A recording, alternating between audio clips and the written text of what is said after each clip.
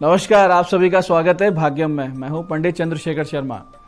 दर्शकों, सबसे पहले हम बात करते हैं आज के दिन के पंचांग की। आज दिनांक है 23 अगस्त सन 2023। विक्रम संवत 2080 चल रहा है। श्रावण मास है, शुक्ल पक्ष है, वर्षा ऋतु है। तिथि आज की सप्तमी है और आज का वार है बुधवार। आज गोस्वामी तुलसीदास जयंती है। आज के नक्षत्र की बात करें तो स्वाति नक्षत्र सुबह 8:08 तक है। आगे विशाखा नक्षत्र पूरे दिन और पूरे रात्रि रहेगा। योग ब्रह्म है, रात्रि 9:44 तक। आगे इंद्र योग है। योग की दृष्टि से आज का दिन शुभ है, योग कारक है, इसका पूरा सदुपयोग करें। विशेषकर पूजा पाठ, व्रत, उपवास इत्यादि के लिए बहुत अच्छा दिन है। करण गर है, दोपहर बाद 3:25 तक। आगे वणिज करण रहेगा। सूर्योदय का समय दर्शकों सुबह 6:01 का था और सूर्यास्त का समय शाम 6:56 का है। आज का राहु काल दोपहर 12 से 1:30 बजे के बीच रहेगा। इसे पूरी तरीके से टाल दीजिएगा। इसमें कोई शुभ कार्य नहीं होता है और लंबी यात्रा पे नहीं निकलना चाहिए। अभिजीत मुहूर्त आज बुधवार होने से मान्य नहीं है। दिन में 2 बार दुष्ट मुहूर्त रहेंगे, इन्हें ध्यान से समझिएगा और सूझबूझ से टाल दीजिएगा। ये हैं दोपहर 12:03 पे और फिर दोपहर 12:55 पे। आज का दिशा शूल दर्शकों उत्तर दिशा में है, तो पहली कोशिश ये रहेगी कि उत्तर दिशा की यात्रा को टाल दीजिए। नहीं टाल सकते, जाना आवश्यक है, अनिवार्य यात्रा है, तो परिहार करके निकलिए। परिहार बहुत सरल है। उत्तर की ओर मुख कीजिए, थोड़ा धनिया या मूंग के दाने खाकर 5 कदम पीछे चलिए। अपने हृदय में भगवान श्री राम या अपने इष्ट का ध्यान करें, उनसे प्रार्थना करें और इस दिशा की यात्रा करें। ऐसा करेंगे दिशाशूल भी नहीं लगेगा, यात्रा बहुत अच्छी होगी, कार्य सिद्ध होगा।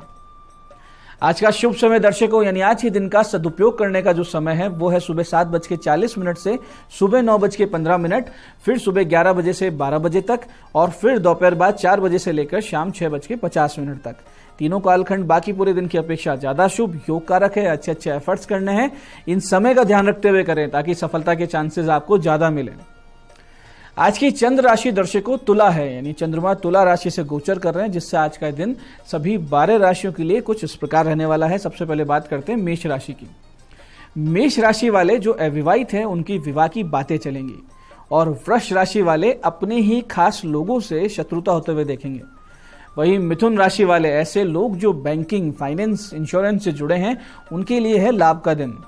और कर्क राशि वाले जो भावनात्मक उतार चढ़ाव का सामना करेंगे तो धैर्य बनाए रखें। और सिंह राशि वाले अपने जीवन साथी के सपोर्ट से बहुत बड़ी समस्या से बाहर आते हुए दिखेंगे।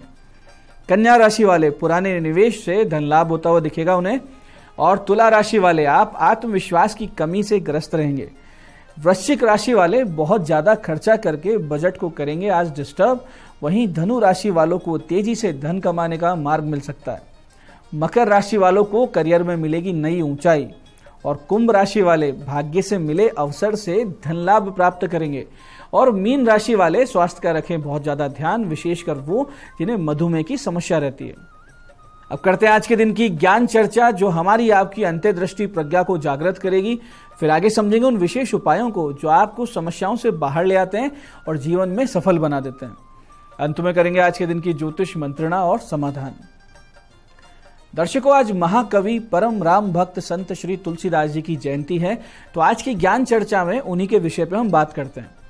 मान्यता के अनुसार ये वाल्मीकि ऋषि के ही अवतार थे जिन्होंने देश काल अनुसार संस्कृत भाषा के कम प्रचलन में होने पर आम बोलचाल की भाषा में रामचरितमानस की रचना की।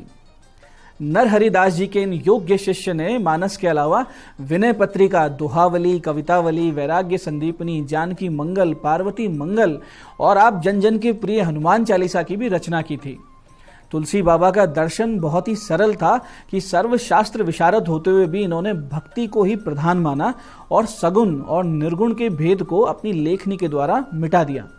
इनके लिए सिया राम मैं सब जग जानी, करहूं प्रणाम जोरि जुग पानी, कण कण इनके इष्ट से परिपूर्ण है।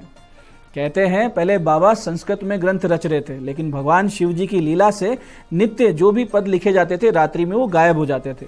तब 8वें दिन भगवान शिव माता पार्वती समेत उन्हें दर्शन देते हैं और इन्हें लोक भाषा में राम कथा लिखी है और हमारे आशीर्वाद से ये सामवेद के समान प्रतिष्ठित होगी।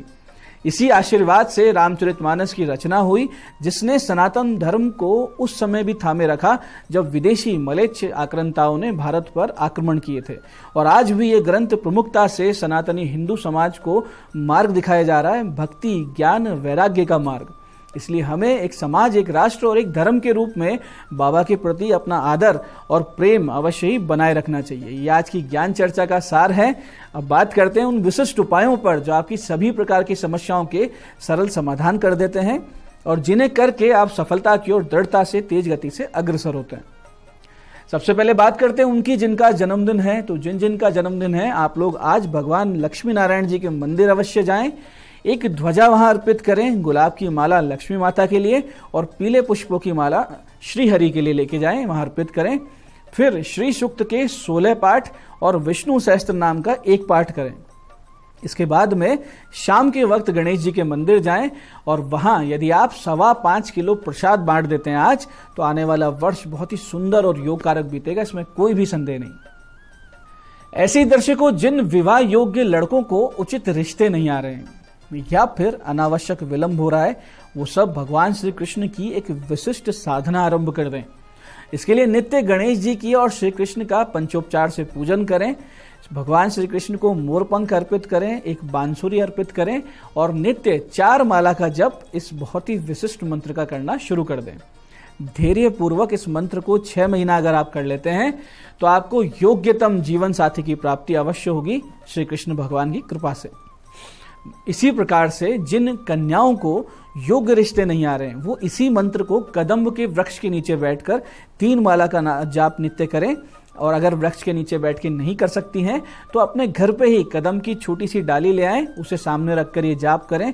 कुछ ही दिनों में आपकी भी मनोकामना पूरी हो जाएंगी। तो ये मंत्र बहुत ही बड़ा मंत्र है, बहुत ही सुंदर मंत्र है। इस मंत्र को ध्यान से समझिएगा। मंत्र इस प्रकार है, क्लीम ऋषिकेशाय नमः, क्लीम ऋषिकेशाय नमः।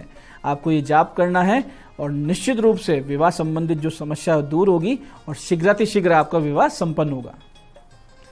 ऐसे दर्शकों, जिन दंपति के वैवाहिक जीवन सही नहीं चल रहे हों, लड़ाई झगड़े, बेवजह के मनमुटाव होते रहते हों, समस्या जीवन का एक पहलू ही बन चुकी हो, तो फिर क्या करना है कि पति की कुंडली में शुक्र और पत्नी की जन्म पत्रिका में गुरु की स्थिति चेक करवाइए और उनका उपाय करें और साथ साथ सप्तम भाव के दोष का भी उपाय हो, इलाज हो।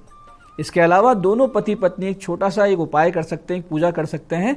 नित्य भगवान गणेश जी और श्री कृष्ण का पंचोपचार से पूजन करें, साथ बैठकर 11 माला इस विशिष्ट मंत्र की करें। तो कुछ ही दिनों में सभी दोष मिट जाएंगे और दंपति में आपस में प्रेम और सम्मान की स्थापना निश्चित रूप से हो जाएगी। मंत्र ध्यान से समझिएगा। मंत्र इस प्रकार है, ओम नमो भगवते रुक्मणी वल्लभाय स्वाहा। मंत्र फिर से समझते हैं, ओम नमो भगवते रुक्मणी वल्लभाय स्वाहा। तो दर्शकों, ये थे आज के वो विशिष्ट उपाय जो आपकी मनोकामनाएं पूरी कर रहे हैं और आपको समस्याओं से बाहर ला रहे हैं। अब बात करते हैं आपके सवालों की। आपके सवालों में आज हमारे पास जन्म पत्रिका आई है हमारे दर्शक झाबर सिंह जी की। 6 अप्रैल 1968 का इनका जन्म है, दोपहर 12:21 जैसलमेर। प्रश्न किया है, केस कब तक चलेगा, यानी कोर्ट केस कब तक चलेगा।